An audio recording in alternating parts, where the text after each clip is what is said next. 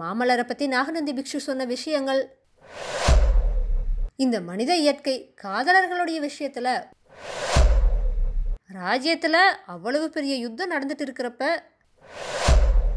சிவகாமியினுடைய உள்ளத்தில் வேதனையும் துயரமும் பெருகி அவளுடைய நினைவை வேறு பக்கம் திருப்பும்படியான சம்பவம் ஒன்று நேர்ந்துச்சு.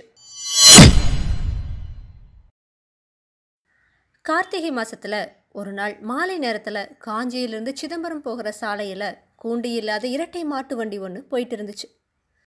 அதில் சிவகாமியும் அவளுடைய அத்தையும் உட்கார்ந்துருந்தாங்க. வண்டிக்கு பின்னால் கொஞ்சம் தூரத்தில் ரதி துள்ளி விளையாடிட்டும் அங்கங்கே சாலைக்கு பக்கங்களில் முளைச்சிருந்த புல்லை மேய்ஞ்சிட்டும் வந்துச்சு. சுகபிரம்ம ரிஷி ஒவ்வொரு சமயம் ரதியுடைய முதுகுக்கு மேலே உட்கார்ந்தும், சில சமயம் சிவகாமியுடைய தோல் மேலே உட்கார்ந்தும், சில சமயம் வண்டிக்கு மேலே பறந்தும் ஆனந்தமாக பிரயாணம் செஞ்சுட்டு இருந்தார். பின்னால் இன்னும் கொஞ்சம் தூரத்தில் புத்த பிக்ஷுவும் ஆயன சிற்பியாரும் பேசிட்டு நடந்து வந்தாங்க. அந்த வருஷம் ஐப்பசி மாதத்துலேயே மழை பிடிச்சிட்டு 15 நாட்கள் வரையில் விடாமல் பொழிஞ்சுது. அதனால் ஏரிகள் குளங்கள் எல்லாம் தண்ணீர் நிறைஞ்சு ததும்பிட்டு இருந்துச்சு. சாலை ஓரத்தில் ஓடைகளில் தண்ணீர் அலைமோதிட்டு இருந்துச்சு.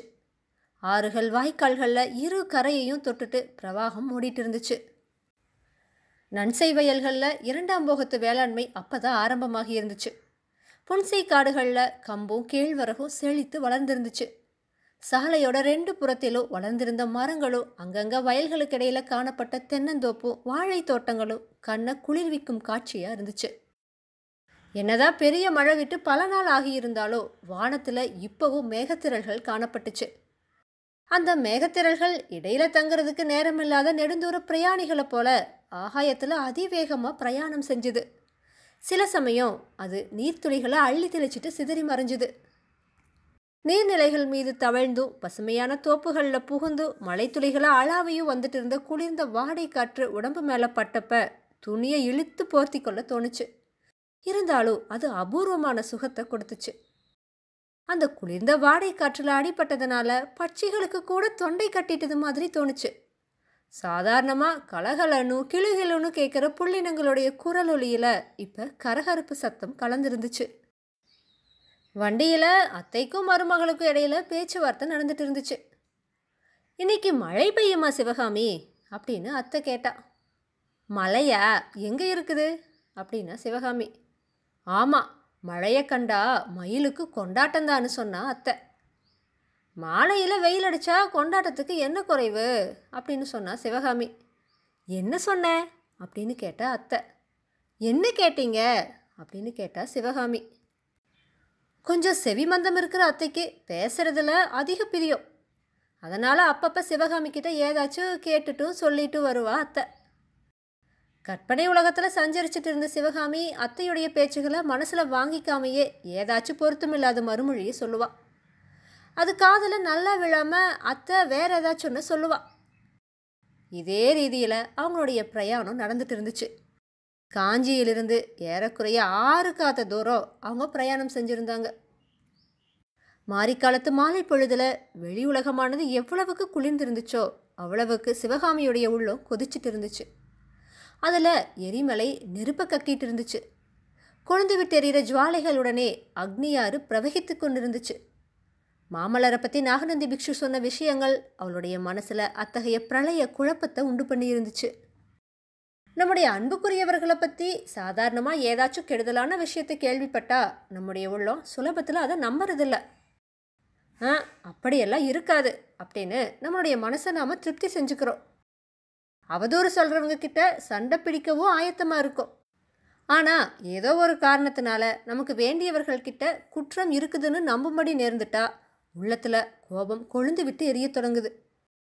வேண்டியவர்கள் மேலே மட்டும் இல்லை, உலகத்து மேலேயே கோபம் கொளரும். இந்த மனித இயற்கை காதலர்களுடைய விஷயத்தில் 1க்கு 100 மடங்காக ஆகுது. காதலன் எவனும் தன்னுடைய காதலையை சாதாரண மானிட பெண்ணாக கருதுவதில்லை, தெய்வ பிறவியிலே கருதுறான். தேவலோகத்தில் அமிர்தபானம் செஞ்சுட்டு ஆனந்த அமர வாழ்க்கை நடத்த வேண்டியவ தன் பேரில் கொண்ட அன்பினாலேயே இந்த பூலோகத்தில் வாழ்ந்து வருவதா நினைக்கிறான். காதலியோ குழந்தை பிராயத்திலிருந்து தன்னுடைய மனசில் தானே சிருஷ்டி செஞ்சுட்டு இருந்த லட்சிய புருஷனுக்குரிய சகல உத்தம குணங்களையும் காதலன் மீது ஏற்றி அவனை குற்றங்குறை இல்லாத தெய்வீக புருஷனாகவே நினச்சிக்கிறான். ஆனால் ஏதாவது ஒரு காரணத்தினால அவங்களுடைய நம்பிக்கைக்கு பங்கம் ஏற்படுறப்ப மகத்தான ஏமாற்றம் உண்டாகிடுது.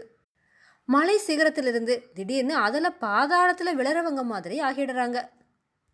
சிவகாமி தன்னுடைய இருதயத்தில் ஒரு அற்புதமான திருக்கோயிலை அமைச்சு அதில் மாமல்ல நரசிம்மரை தெய்வங்களுக்கெல்லாம் மேலான பர தெய்வமாக பிரதிஷ்டை செஞ்சிருந்தா.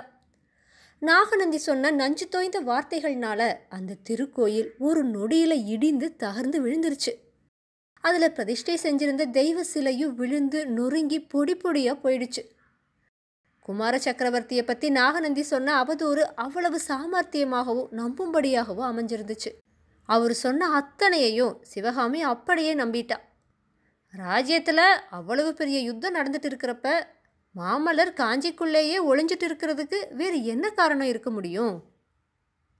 போர்க்களத்தில் பரஞ்சோதியுடைய வீரதீர செயல்களை பற்றின வரலாறுகள் காத்துல மிதந்து ஆயனரும் சிவகாமியும் வசித்த காட்டுக்குள்ள கூட எட்டி இருந்துச்சு. அதெல்லாம் உண்மைங்கிறத பரஞ்சோதியை நேரில் பார்த்த சிவகாமி தெரிஞ்சிட்டு இருந்தா.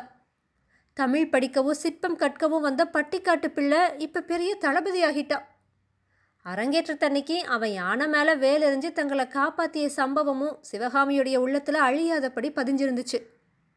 பரஞ்சோதியோட வீர வாழ்க்கையோடு மாமல்லர் கோட்டைக்குள்ளே ஒளிந்திருந்ததை ஒப்பிட்டு பார்த்து மாமல்லரை பயங்கொள்ளி பல்லவன்னு நாடு நகரமெல்லாம் அழைப்பதில் வியப்பில்லைன்னு சிவகாமி நினச்சா.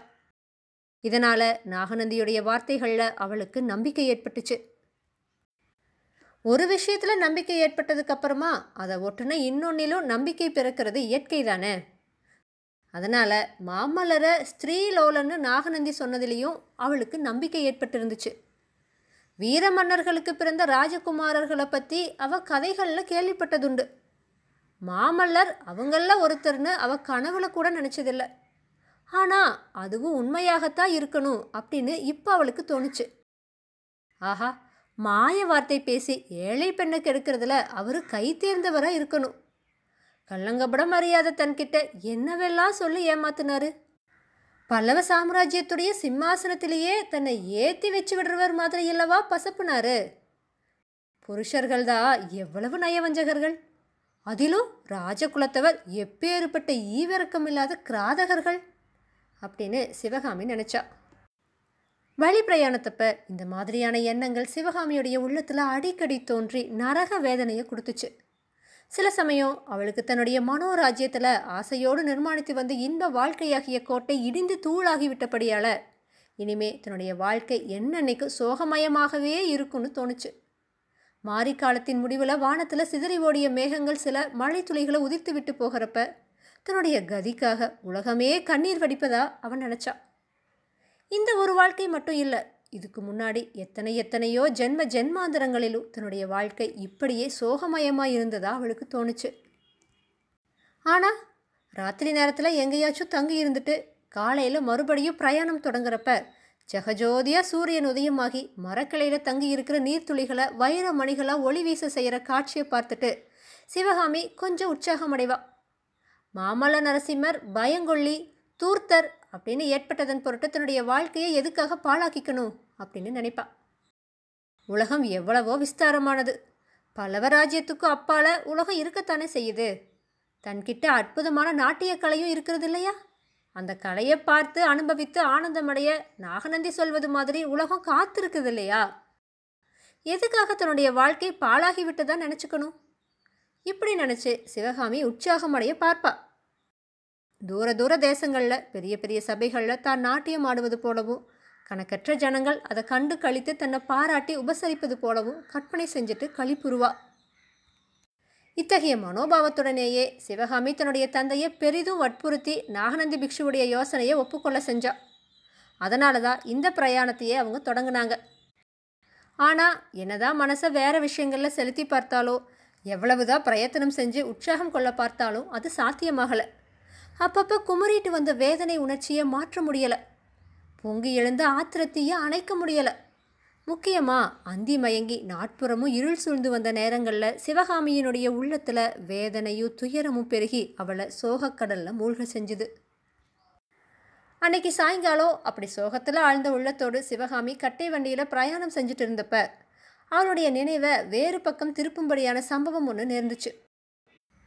சாலையில் அவங்களுக்கு எதிரில் ஒரு பெரும் படை வந்துட்டு இருக்கு அப்படிங்கிறதுக்கு அறிகுறிகள் தென்பட்டுச்சு.